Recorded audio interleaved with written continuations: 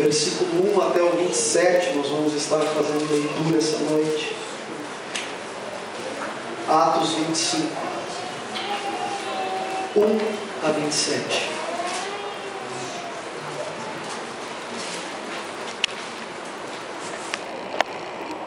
Todos acharam? Amém. Vamos ler então. Entrando, pois, Festo na província, subiu dali a 3 dias de Cesareia a Jerusalém.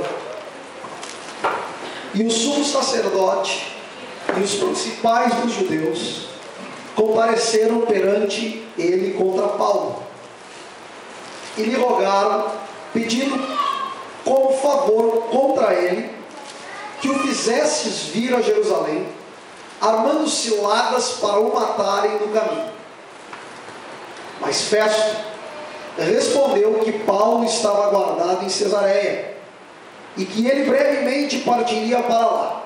Os que, pois, disse dentre vós, têm poder, desçam comigo, e se neste homem houver algum crime, acusem-no. E havendo-se demorado entre eles mais de 10 dias, desceu a Cesareia, e no dia seguinte, assentando-se no tribunal, mandou que trouxessem Paulo. E chegando ele, rodearam-nos os judeus que haviam descido de Jerusalém, trazendo contra Paulo muitas e graves acusações que não podiam provar. Mas ele, em sua defesa, disse: eu não pequei em coisa alguma contra a lei dos judeus, nem contra o templo, nem contra César. Todavia Festo, querendo comprazer aos judeus, respondendo a Paulo, disse: queres tu subir a Jerusalém e ser lá perante mim julgado acerca destas coisas? Mas Paulo disse: estou perante o tribunal de César, onde convém que seja julgado. Não fiz agravo algum aos judeus, como tu muito bem sabes. Se fiz algum agravo ou cometi alguma coisa digna de morte, não recuso morrer. Mas se nada há das coisas de que estes me acusam, ninguém me pode entregar a eles. Apelo para César. Então Festo, tendo falado com o conselho, respondeu: apelastes para César? Para César irás. E passados alguns dias, o rei Agripa e Berenice vieram a Cesareia a saudar Festo. E como ali ficassem muitos dias, Festo contou ao rei os negócios de Paulo, dizendo: um certo homem foi deixado por Félix aqui preso, por cujo respeito os principais dos sacerdotes e os anciãos dos judeus, estando eu em Jerusalém, compareceram perante mim pedindo sentença contra ele, aos quais respondi não ser costume dos romanos entregar algum homem à morte sem que o acusado tenha presentes os seus acusadores e possa defender-se da acusação. De sorte que, chegando eles aqui juntos, no dia seguinte, sem fazer dilação alguma, assentado no tribunal, mandei que trouxesse um homem, acerca do qual, estando presentes os acusadores, nenhuma coisa apontaram daquelas que eu suspeitava. Tinham, porém, contra ele algumas questões acerca da sua superstição e de um tal Jesus morto, que Paulo afirmava viver. E estando eu perplexo acerca da inquisição desta causa, disse se queria ir a Jerusalém e lá ser julgado acerca destas coisas. E apelando Paulo para que fosse reservado ao conhecimento de Augusto, mandei que o guardassem até que o envie a César. Então Agripa disse a Festo: bem quisera eu também ouvir este homem. E ele disse: amanhã o ouvirás. E no dia seguinte, vindo Agripa e Berenice com muito aparato, entraram no auditório com os tribunos e homens principais da cidade, sendo trazido Paulo por mandato de Festo. E Festo disse: rei Agripa e todos os senhores que estáis presentes conosco, aqui vedes um homem de quem toda a multidão dos judeus me tem falado, tanto em Jerusalém como aqui, clamando que não convém que viva mais. Mas achando eu que nenhuma coisa digna de morte fizera, e apelando ele mesmo também para Augusto, tenho determinado enviar-lhe, do qual não tenho coisa alguma certa que escreva ao meu senhor. E por isso perante vós o trouxe, principalmente perante ti, ó rei Agripa, para que, depois de interrogado, tenha alguma coisa que escrever. Porque me parece contra a razão enviar o preso e não notificar contra ele as acusações. Que o Senhor abençoe as expressões da sua palavra. Os irmãos podem tomar assento. Meus amados irmãos, Essa noite nós temos um texto, uma narrativa muito... não é tão extensa quanto muitas outras que eu já vi, mas ela não deixa de ter a sua densidade. E neste momento que nós estamos nos encaminhando para o final de Atos dos Apóstolos, a gente começa a ver que não está fácil expor textos que são quase narrativas. E eu, esse fim de semana, ajoelhei na minha cama, na borda da minha cama, onde eu tenho costume de orar, e clamei ao Espírito Santo: por favor, me revele alguma coisa, que, de fato, lendo a narrativa assim, nós ficamos pensando, o que nós vamos aprender com este texto? Mas sempre Deus tem algo a nos dizer acerca da sua palavra. Para que nós olhemos um pouquinho mais detalhadamente esta narrativa, ela vai ser um pouquinho, rapidamente, eu vou repassá-la rapidamente, até porque o texto já fala por si só, não precisa fazer muitas considerações, mas existem alguns pormenores que são importantes para que nós entendamos o que o Senhor quer falar conosco esta noite. Então a primeira coisa que o John Stott vai nos trazer à tona é o seguinte: depois que Paulo ele foi interrogado por Félix, nós vamos ver que Félix interroga Paulo, e ele era presidente daquela província, e ele sai desta província e é substituído por Festo. De acordo com o Stott, José vai chamar a atenção que Félix foi chamado a Roma a fim de explicar a repressão selvagem de uma disputa entre judeus e sírios sobre os respectivos direitos civis em Cesareia, e teria sido punido severamente não fosse o apelo de Palas, seu irmão, ao imperador da época, que era Nero. Não se sabe muito, isso aqui eu procurei em alguns dicionários, não se sabe muito acerca desse Festo, ou Pórcio Festo, como era o nome dele. Apenas que ele era um procurador romano, ou presidente da Judéia, que sucedeu Félix em 58 depois de Cristo, e que se encarregou dos procedimentos legais contra Paulo de uma forma mais rápida, porque eles estavam parados há mais de 2 anos. Então ele vai acelerar esse processo do julgamento de Paulo. Joséfo, em uma das suas obras, chamada Antiguidades, ele vai chamar este Festo de um homem sábio e de um homem justo, mas nós vamos ver que ele não era tão sábio assim e nem tão justo assim, conforme a narrativa vai se desenrolando. Ele tinha alguns defeitinhos de caráter, este homem. Mas vamos lá, ele vai substituir, e tão logo ele chegou diante de Paulo e daquela situação, ele não perdeu muito tempo não, meus irmãos, e ele tentou se familiarizar com todos os problemas, com toda a problemática judaica que estava diante dele. E dentre as problemáticas que estavam diante dele, havia a acusação contra Paulo. Lucas, ele vai apresentar este homem como vigoroso e enérgico, e ele vai resumir o seu envolvimento com Paulo em 2 partes. Primeiro, ele recusou o pedido dos líderes judeus que desejavam julgar Paulo em Jerusalém. Havia uma trama dos judeus, inclusive alguns historiadores que dizem que no meio do caminho eles pretendiam atacar e matar Paulo. Esta ida para Jerusalém era apenas uma emboscada, assim como foi semelhante à emboscada que tentaram fazer com Martinho Lutero.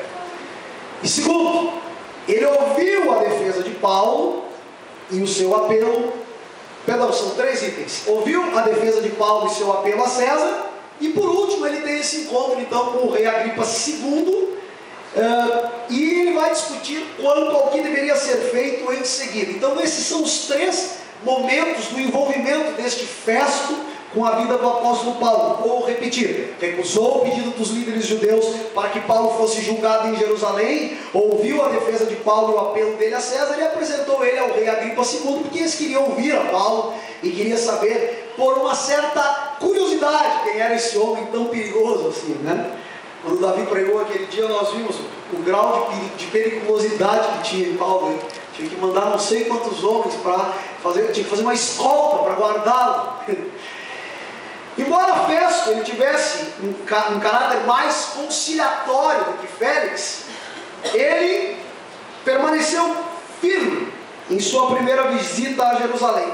Ele vai dizer aos líderes judeus o seguinte: eu vou rejeitar esse pedido de vocês, essa transferência que vocês querem a respeito do apóstolo Paulo para que ele seja julgado em Jerusalém. E de fato, como eu disse, ele deve ter suspeitado desta trama que estavam fazendo contra ele. Isso não tem uma comprovação, irmãos, mas tudo indica que sim. O que parece também é que ele estava determinado a deixar que a justiça romana seguisse o curso dela. Ele estava tranquilo. Ele sabia que Paulo teria que ser julgado mais cedo ou mais tarde. Ele não estava com vontade de fazer nada que lhe prejudicasse. Então, o procedimento romano, ele era cônsul disso, ele seguia em 3 estágios. Primeiro, as acusações eram formuladas e sustentadas pelo litigante.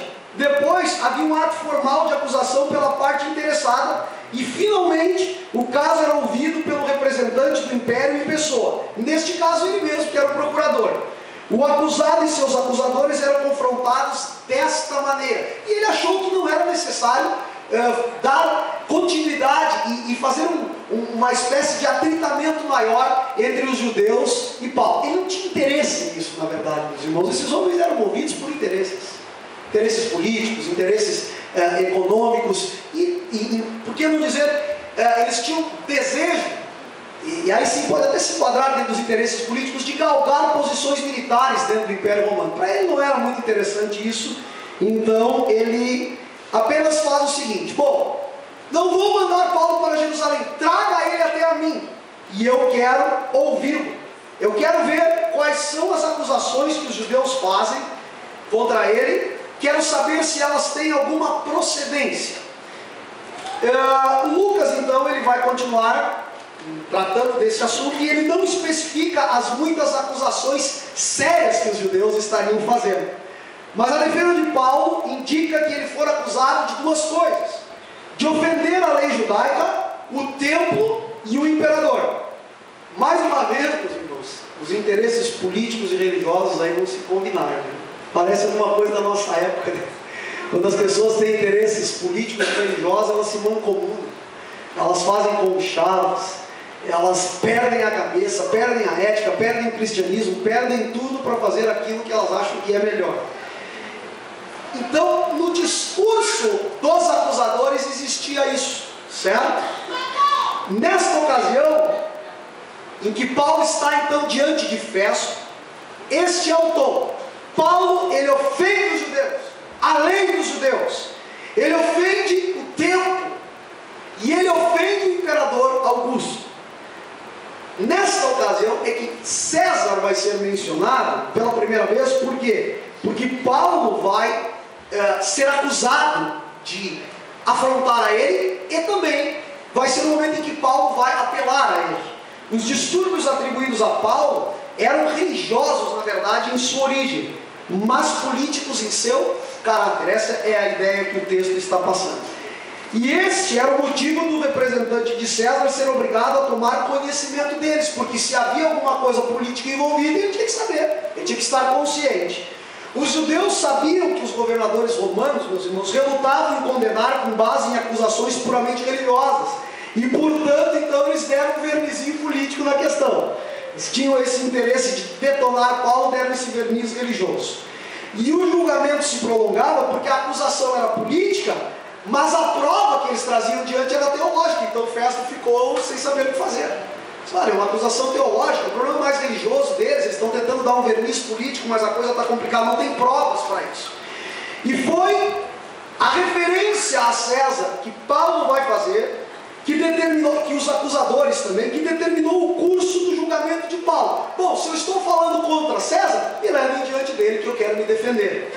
Por alguma razão não aparente, isso é que é interessante, a não ser a de querer prestar algum serviço aos judeus, ou querer um favor dos judeus, porque ele, como procurador, ele não queria nenhum atrito com os judeus e queria que o seu governo fosse facilitado. Quem viu o filme Ben-Hur vê muito bem esse tipo de situação.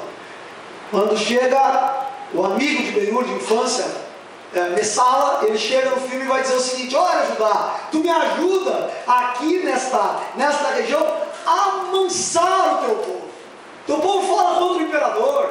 Mais ou menos essa era a intenção de Festo, era ter um conchavo, uma amizade com os judeus, para que ele pudesse governar com uma governabilidade tranquila, certo? Queria prestar algum favor aos judeus, mas ele não deu o que eles queriam no primeiro momento, que era esse apoio para que Paulo fosse julgado em Jerusalém. E ele tinha o direito de fazer essa oferta. Nada impedia de usar o sinédrio, alguns dos seus membros, como seu próprio concílio.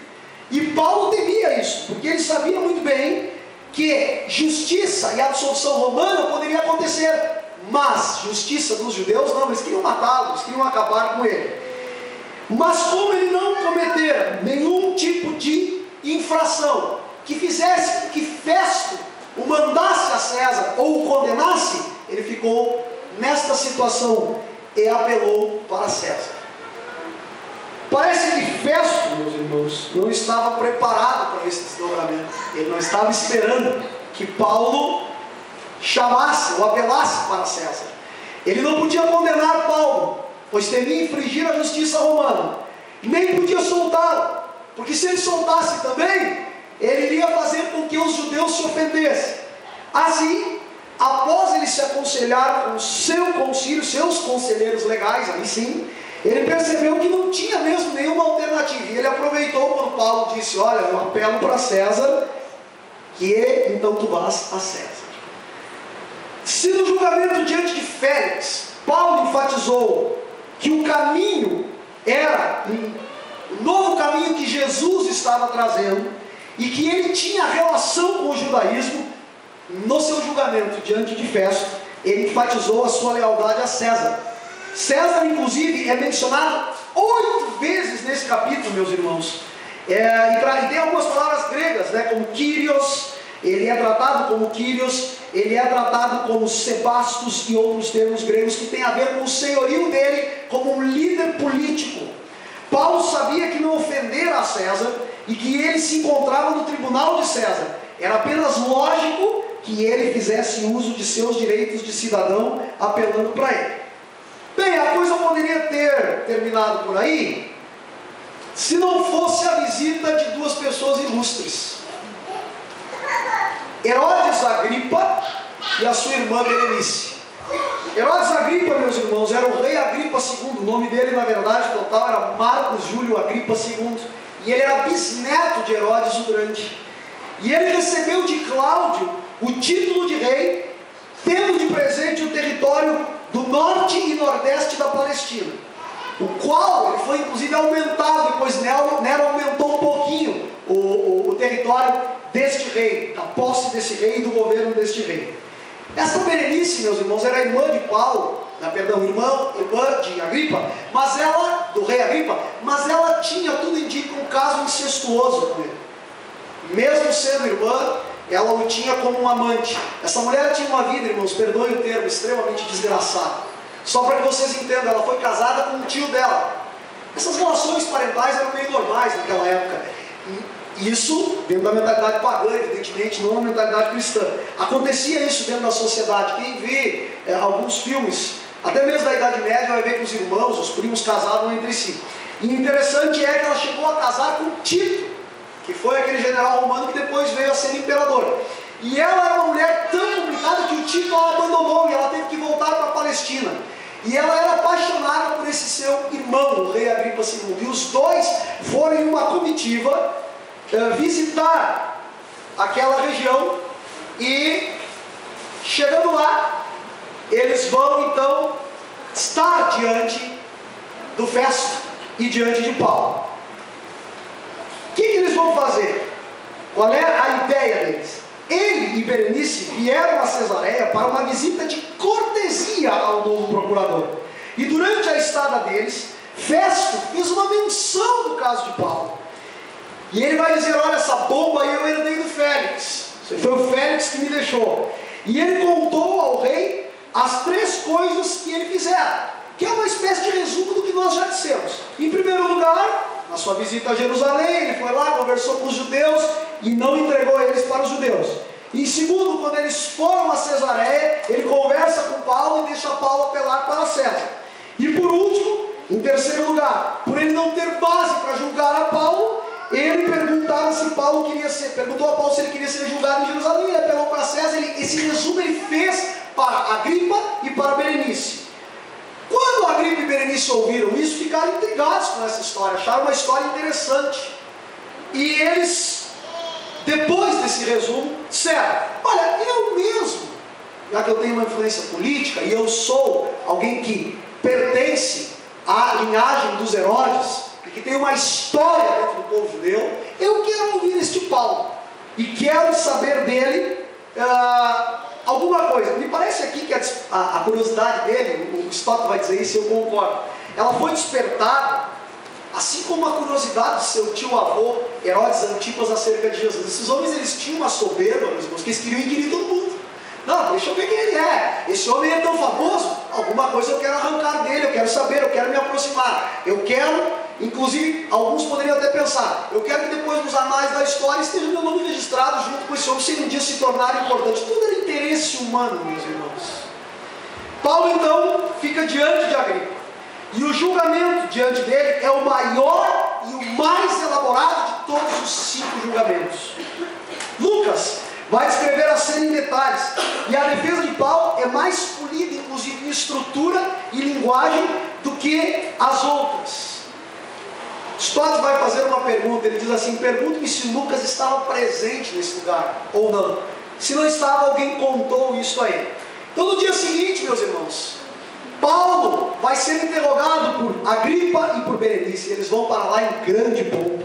Eles se vestem com mantos reais de púrpura, coroa dourada sobre a sua cabeça.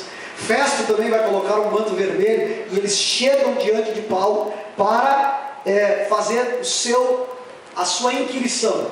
Tendo eles entrado, eles foram seguidos no esplendor de uma espécie de procissão pelos oficiais superiores, os comandantes militares que eram membros da equipe do procurador, e pelos homens eminentes da cidade. Olhem o cenário que está aqui. Quando se assentaram, Paulo foi trazido por ordem de Festo. E aqui não está no script daquilo que eu creio que Deus quer nos trazer mais para o final, para a conclusão da nossa aplicação desse sermão, mas eu achei lindo o que o Stott disse, e eu não posso deixar de mencionar. Enquanto esses homens estavam todos cheios de pompa, com roupas reais, fazendo daquilo um verdadeiro espetáculo, aquele homem de Deus, que provavelmente não tinha atração nenhuma, era pequeno na sua estatura, provavelmente calvo, com sobrancelhas extremamente salientes, tinha um nariz meio aduncado e pernas tortas, chegou diante deles, cheio de graça, aleluia, cheio da presença daquele que vive e reina para todo sempre, aquele homem que não precisava de nenhum desses aparatos para ser alguém que trazia um brilho de Deus na sua vida, que trazia um brilho especial na sua vida, chega diante daqueles homens. Ele não tinha coroa, o que ele tinha eram algemas, meus irmãos. Tinha uma túnica simples de prisioneiro, e mesmo assim ele dominou a corte com a sua dignidade e confiança tranquila daqueles que servem a Cristo, pertinente àqueles que servem a Cristo. Maravilha, meus irmãos, quando um servo de Deus adentra um lugar, a atmosfera muda, o ambiente muda, e aquele homem, o apóstolo Paulo, mesmo não tendo atração nenhuma, ele chega naquele lugar e tudo muda. O relato de Festo sobre a situação, esta situação era uma mistura de verdade e erro, meus irmãos. Por quê? Porque Festo, meus irmãos, ele vai então entender que era verdade que por 2 vezes a comunidade judaica exigira a morte de Paulo, e que Festo não considerava culpado de nenhum crime capital. Porém, não era verdade que Festo não tinha nada de positivo definido para escrever ao imperador sobre Paulo, e que não conseguia mencionar as acusações contra ele. Pois, como vimos, as acusações dos judeus eram definidas e específicas. O que faltava a Festo não eram acusações, meus irmãos, mas evidências para comprová-las. Na falta delas, ele deveria ter tido a coragem de declarar Paulo inocente e soltá-lo, mas por conveniência ele não fez. E ele deixou então que Paulo se defendesse diante de Agripa e de Berenice, tentando ainda assim conseguir alguma coisa. Meus irmãos, o capítulo 26 vai tratar dessa defesa. Não sou eu que vou pregá-lo, portanto eu paro por aqui. E quando eu paro por aqui, meus irmãos, Eu vejo, mais uma vez, agora aqui no púlpito, a bondade do Senhor, porque receber de Deus uma lição sobre este relato foi algo maravilhoso. Porque, de fato, lendo assim, eu ficava pensando o que eu vou dizer à igreja. Eu entrei em pânico. Eu tentei trocar o meu capítulo com o Davi. E o Davi me propôs, não, fala o 27, eu falo o 25. Eu dou graças a Deus que eu não fiz isso. Porque Deus falou bastante comigo. Espero que Ele fale bastante comigo. Qual é a primeira coisa, então, que nós vamos aprender essa noite acerca deste relato? O que Ele tem a nos ensinar? O que Ele fala ao nosso coração? Falou ao meu, e eu espero que fale ao seu. Primeiro, sempre que uma ameaça falsa contra os que pregam o Evangelho de Jesus Cristo acontece, alguma trama mentirosa, algum arranjo maldoso ou alguma inverdade tem que ser forjada para que se consiga este intento. Vou repetir: sempre que uma acusação falsa contra os que pregam verdadeiramente o Evangelho de Jesus Cristo acontece, alguma trama maldosa, mentirosa, algum ardil tem que ser forjado para que se consiga esse intento. Os judeus, o que eles fizeram? O que eles faziam? Eles acusavam Paulo de ter um discurso contra Roma e o seu imperador. Para atingirem seus objetivos, eles fizeram algo que era pavoroso. Eles se uniram com Roma, meus irmãos. Roma sempre foi inimiga dos judeus. Os judeus tinham pavor do governo romano, sabiam que ele era opressor, mas para conseguir o que queriam, eles fizeram lá os seus conchavos com os romanos. E eles tiveram que introduzir no seu discurso coisas mentirosas. Vejam bem, eles juntaram elementos, como eu já disse, políticos e religiosos para condenarem a Paulo. Festo foi um pouquinho mais sábio. Ele viu que nenhuma afronta havia no discurso do apóstolo, e ele ficou então numa saia justa. Paulo, ao contrário dos seus patrícios, não mentiu e nunca mudou o seu discurso para receber algo que lhe fizesse dar de presente uma soltura. Ele permaneceu firme na verdade que ele pregava, leal ao seu Senhor, não importando as consequências que havia sobre a sua vida. A verdade, meus irmãos, ela deve ser pregada a qualquer custo por nós. Nós sempre temos que pregar a verdade, mesmo quando nos injuriarem, e mesmo quando mentirem contra nós, mesmo que isso traga desdobramentos dos mais horríveis contra nós, mesmo que nós tenhamos prejuízo e sofrimento. A verdade tem que ser a qualquer custo, meus irmãos. Nós temos que entender isso. Há uma frase dos reformadores, eles vão dizer que a verdade, ela tem que acontecer a qualquer custo. Eles dizem, Lutero foi quem disse, na verdade, passe possível a verdade a qualquer custo. Paulo sabia das implicações que aconteceriam com a sua vida por pregar a verdade. Ele sabia dos sofrimentos, do prejuízo que ele teria por isso, e não só por pregar, mas por manter-se fiel a ela. Nem sempre, quando nós pregarmos a verdade, nem sempre, meus irmãos, nós estaremos isentos de passar por problemas, por lutas e por sofrimento. Haverá um custo. Nós temos que parar de pensar, e isso é uma ideia ufanista, de que tudo dará certo no final, de que tudo ficará bem no final. Hoje eu estava comentando com a Raquel, eu comecei a chorar quando eu li esse texto, quando o Senhor começou a falar comigo ontem à noite e hoje, quando ele me mostrava esse discurso ufanista. Não, irmão, tu está sofrendo, mas lá no fim tudo vai dar certo. Nem sempre é assim, meus irmãos. Nem sempre dá certo como nós queremos. Nem sempre as coisas acontecem como nós imaginamos. E mesmo assim, eu e você precisamos ficar firmes. Não existe essa equação. Bom, eu fui fiel, agora Deus me livrará. Não, Deus não livrou o apóstolo. E por vezes Ele não nos livrará da maneira como nós queremos, como nós pensamos que deve ser o livramento. A igreja, meus irmãos, ela tem que parar com esse tipo de coisa e ter um compromisso com Cristo. E ela deve saber que enfrentará problemas se o seu discurso for evangélico, for um discurso. Uma vez que o evangelho é pregado na sua pureza, ele engendrará conflitos, problemas, e nós temos que estar preparados para isso.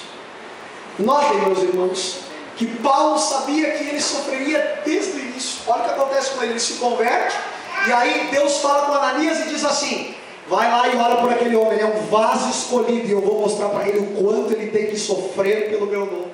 Imagina um discurso desse nas igrejas atuais. Não sobrava ninguém, porque o discurso é outro. Venha para Jesus, o Papai Noel cósmico, que vai dar tudo para você, que vai ajeitar sua vidinha, sua vida desgraçada. O Papai Noelzinho cósmico, o Jesus lâmpada de Aladim. Só que o lâmpada de Aladim, Jesus, ele tem mais do que 3 desejos, né? Ele tem mais, ele tem muitos desejos para dar àqueles que querem esfregar aquela lâmpada onde ele sai e diz: sim, meu amo, tu queres, amo. Esse é o Jesus que está sendo pregado hoje. Esse é o discurso da maioria dos cristãos que ainda não entenderam que Jesus é o Senhor, Ele é o Kyrios, Ele manda. Ele diz: Paulo sofrerá. Ele diz: permaneçam firmes na verdade a qualquer custo, não importa o que isso faça com a vida de vocês. Esta deve ser a nossa mensagem hoje. A verdade a qualquer custo. Primeira coisa é isso. Segundo, embora o texto não tenha elucidado em pormenores quais eram as principais acusações contra Paulo, nós sabemos mais ou menos o que elas eram, porque a gente até relatou: uma coisa contra César, contra o templo, contra a lei romana. Mas existia uma acusação que está, ou melhor, existe uma acusação que está especificada nesse texto. É a acusação a respeito do quê? Da doutrina da ressurreição, ou da ressurreição de Cristo. Nós vamos ver que é mencionado num dos versículos o seguinte: esse Paulo fala sobre uma superstição, ele propaga uma superstição acerca de um Jesus que ele diz que está vivo, mas que morreu. O que nós podemos aprender com isso? Que a ressurreição de Jesus Cristo, ela traz para os que nele creem conforto sempre, e para aqueles que resistem a ela e resistem ao senhorio de Cristo, confronto e perturbação. Confronto e perturbação. Eles ficam perturbados diante da doutrina da ressurreição. Quer ver uma coisa, irmãos? Falem de Deus com qualquer pessoa, mas falem que Deus é Jesus e que Ele ressuscitou, para você ver como vai mudar o clima da conversa. Fala este termo, Deus. Todo mundo aceita falar de Deus. Quando falou Jesus é Deus e Ele está vivo, Ele ressuscitou, a coisa toma outro rumo na conversa. Pode saber isso. Seja lá na faculdade, seja na sua casa, seja com seus parentes. Jesus, quando Ele é trazido como aquele que é o Filho de Deus e o Deus Filho, segunda pessoa da Trindade, Deus eterno, não criado, Criador de todas as coisas, coeterno com o Pai e com o Espírito Santo, aí a coisa muda, meus irmãos. Aí nós estamos falando de um Deus homem, 100% Deus e 100% homem. Isso fere o orgulho humano. Nós estamos falando de ressurreição. Isso fere a lógica, isso fere o raciocínio humano, fere aqueles que são extremamente racionais no seu pensamento. A doutrina da ressurreição, ela é trazida à tona. Para alguns, como Paulo, a ressurreição de Jesus, meus irmãos, era a âncora da fé dele. Era por isso que ele não estava preocupado com nada.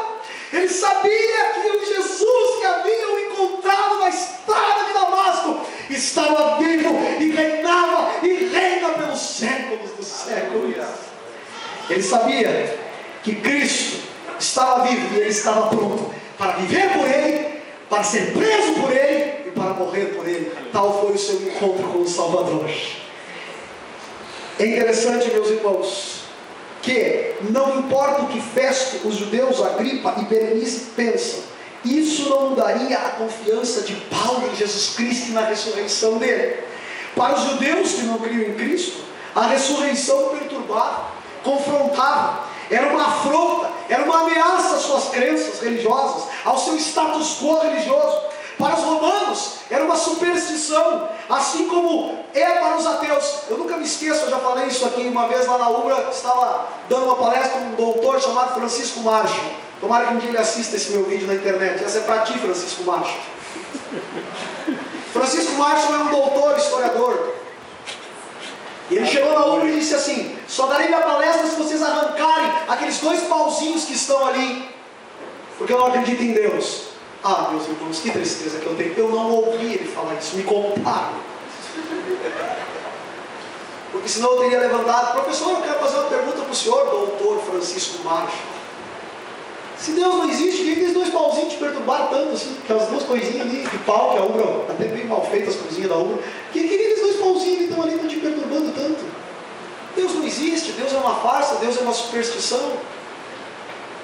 Mas me lembro que eu conversei com ele não sobre isso, porque na verdade eu não tive tempo. Eu disse: por que o senhor disse, ele disse na sua palestra, que a religião era fruto da construção, do construto humano? Eu fui até ele e disse: eu não acho isso. Ele disse: então qual é a explicação que tu me dá? Eu digo: a religião, vamos usar o seu termo, vamos usar a religião no termo técnico. Como um termo técnico? A religião que o senhor está acusando, o cristianismo, o senhor está dizendo que ele é uma construção das nossas mentes, dos homens. Ela é a revelação do Deus vivo.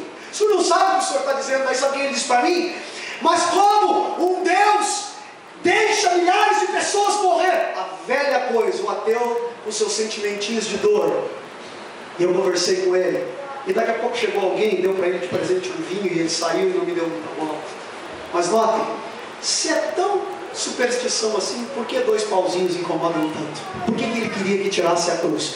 Porque a ressurreição de Jesus, a cruz vazia, o túmulo vazio é um testemunho vivo daquele que vive e reina, daquele que está governando todas as coisas, daquele que é o nosso Deus. E toda vez que nós falarmos de ressurreição, pode saber, ou ela vai confortar aqueles que creem em Jesus, que levantarão suas mãos e dirão: aleluia, muito obrigado, Senhor, e vai perturbar e confrontar aqueles que querem, por algum argumento, seja ele qual for, tentar destruir essa doutrina. Aleluia. A doutrina e o fato histórico da ressurreição, meus irmãos, divide os homens. Há aqueles que creem, e há aqueles que continuam se perdendo, e ela continua confrontando os que se perdem. Esse texto mostra que Paulo ancorava a sua fé de tal forma que aqueles homens, mesmo não entendendo direito e falando que ela era uma superstição, puderam ver um homem que estava tranquilo na presença do seu Deus, porque o seu Deus não era um Deus morto, não era um Deus de pau, um Deus de pedra, é um Deus que vive pelos séculos dos séculos. Por último, mais uma vez, meus irmãos, nós podemos ver nesse texto, e isso é constante, isso permeia e direciona tudo e todos no livro de Atos. E eu tenho dito isso em quase todos os meus sermões, e já ouvi alguns outros irmãos dizer. Por último, nós observamos nesse texto a soberania de Deus. Aleluia. Um jogo de empurra-empurra está acontecendo, empurra Paulo para lá, empurra Paulo para cá, joga Paulo para lá, joga Paulo para cá, e Paulo fica ali no meio daquela gente toda. Ele vai sendo jogado de um lado para o outro. Esse jogo de empurra-empurra evidencia também a soberania divina. Por quê? Todo o arranjo divino, e que Paulo, Festo, que não esperava o desdobramento desse episódio, os judeus, Agripa e Berenice estão envolvidos, todo esse arranjo que está descrito aqui no capítulo de número 25, todo ele tem a orquestração e maestria do Senhor soberano do universo, meus irmãos. Todos os detalhes, meus irmãos. Parece que tudo estava errado, mas não está não. Tudo fazia parte de um quadro maior, que está no controle do Altíssimo, que sempre cumpre o seu propósito, o propósito para a sua glória. Todo esse quadro está diante de Deus. Paul Washer que vai dizer, todos os detalhes, todas as coisas, elas cooperam para uma única coisa, para que eu e você sejamos mais semelhantes a Jesus Cristo. Paulo, ele está no controle de Deus. O plano do Senhor parece que está sendo frustrado, não, mas o plano era muito maior. Ao mandar Paulo para Roma, ele testemunharia. Este era o propósito de Deus diante de todo o Império Romano acerca da vida daquele que vive e reina, Jesus de Nazaré. Vejam bem, meus irmãos, o Império talvez não teria oportunidade se Paulo tivesse preso. Agora vai ouvir acerca de Jesus. Esse episódio, meus irmãos, ele nos ensina que tudo está no controle de Deus. Essa semana eu dei 2 passos para frente, 2 passos para trás. Um problema, eu sou síndico do meu prédio. A Corsã e a prefeitura ficaram brigando. Tem um problema de vazamento. Isso é com a Corsã, isso é com a prefeitura. E a gente vai se agoniando, um joga o camarada para o outro. E eu comecei a me agoniar, disse: Senhor, quando que isso aí vai ficar pronto? Por favor, eu não aguento mais. Cada acontecimentinho na nossa vida, que às vezes parece que a gente está, como disse o Davi disse muito bem, aquilo que o Davi disse entrou no meu coração e não saiu mais. Parece que a gente dá 2 passos para frente e 3 para trás, e a coisa vai indo e a gente vai se perguntando: onde é que está Deus nisso tudo? Deus está no centro disso tudo e está controlando tudo, meus irmãos. Tudo! Tudo que há na nossa vida, as coisas mínimas e as máximas, são usadas por Deus para nos tornar mais semelhantes a Jesus de Nazaré. Ele tem o controle de todas as coisas. Alguém poderá dizer: mas só um pouquinho, é a nossa responsabilidade. Alguém pode objetar: nós temos? Claro que temos. Nós temos sim. Mas responsabilidade humana e soberania divina, meus irmãos, não são excludentes, não são duas coisas que estão brigando, elas estão juntas. Deus, Ele opera por meio de tudo e de todos. Ele é Deus soberano. E é interessante, meus irmãos, que às vezes nós pensamos que estamos no controle das coisas. Nós achamos, e eu tenho um caso vivo aqui, meus irmãos. Minha esposa que está lá atrás, eu me lembro quando a Raquel ficou doente, eu fiquei pensando: não, eu devo traçar um plano aqui, que hospital eu vou, para onde eu vou. Fui para um hospital, não tinha vaga naquele hospital, o Senhor me mandou para outro hospital, chegou lá, tudo deu certo. Poderia não ter dado como eu queria, mas tudo estava no controle dele. Depois, irmãos, é que foi me cair a ficha de como Deus orquestrou as coisas, como Deus orquestra as coisas na nossa vida. Inclusive, aquilo me deu um sentido de impotência, e graças a Deus por isso. Santa impotência que vem do alto. Eu e você, às vezes, irmãos, nos debatemos, ficamos malucos, e até não estou dizendo que as pessoas não possam ter suas agonias, terão. Nós somos seres humanos. Agora, veja bem, se eu e você cremos que de fato Deus está no controle, faremos sim as nossas responsabilidades, teremos nossas responsabilidades, e aliás, seremos mais cônscios delas, porque sabemos que há um Deus que anda conosco e que nos exige que tenhamos responsabilidade diante dele. Não são coisas excludentes, mas nós vamos saber que mesmo que as coisas pareçam que estão dando errado, aleluia, 2 passos para frente, 3 passos para trás, tudo serve para nos tornar mais semelhantes a Jesus de Nazaré. Esta é uma tensão irreconciliável? Sim. Na nossa cabecinha, na mente de Deus está tudo certo. Deus está controlando todas as coisas. Isso não foi dito só por mim, mas sim pelo Augusto Nicodemos. Podemos nós descansar, meus irmãos, desde os acontecimentos mínimos até os maiores. Deus controla tudo, e Ele usa tudo para nos tornar mais semelhantes ao seu Filho e para a glória do seu nome. Ele fez isso nesse episódio, e Ele fará, queira eu, não queira eu que assim não seja, queira você que assim não seja. Ele controlará a sua vida, e Ele fará tudo para a sua glória. E o interessante, meus irmãos, é que eu e você, que já temos a Jesus como nosso Senhor e Salvador, podemos nos deleitar e descansar e saber que as atrocidades, os problemas, as dores, as enfermidades, as perdas, as desgraças que nos advêm, que às vezes a gente olha e diz: para onde vai tudo isso? Não dá para aguentar. Nós podemos saber que Deus utiliza essas coisas para nos fazer mais semelhantes ao seu Filho. Não que Ele seja um sádico masoquista, não. É porque Deus nos ama tanto que Ele torna o mal em bem, e Ele está no controle de todas as coisas. Você pode descansar nisso nessa noite. Que Deus tinha para falar conosco essa noite é isso, acerca da sua palavra. Assentados mesmos, vamos orar ao Senhor. Bondoso Deus e eterno Pai, nós queremos te louvar pela tua palavra. Queremos nessa noite fazer um compromisso diante de ti, de pregar a tua verdade a qualquer preço, e de não querer viver uma vida com um discurso ufanista dizendo que tudo dará certo como nós queremos no final. Nem sempre será o que nós queremos, mas certo dará, porque tu estás no controle de todas as coisas. Nós te louvamos, Senhor, pela tua ressurreição, âncora da nossa fé, e que faz com que nós todos os dias possamos nos alegrar e viver a vida sob a perspectiva da esperança de que um dia também, ó Senhor, te encontraremos e viveremos para sempre contigo.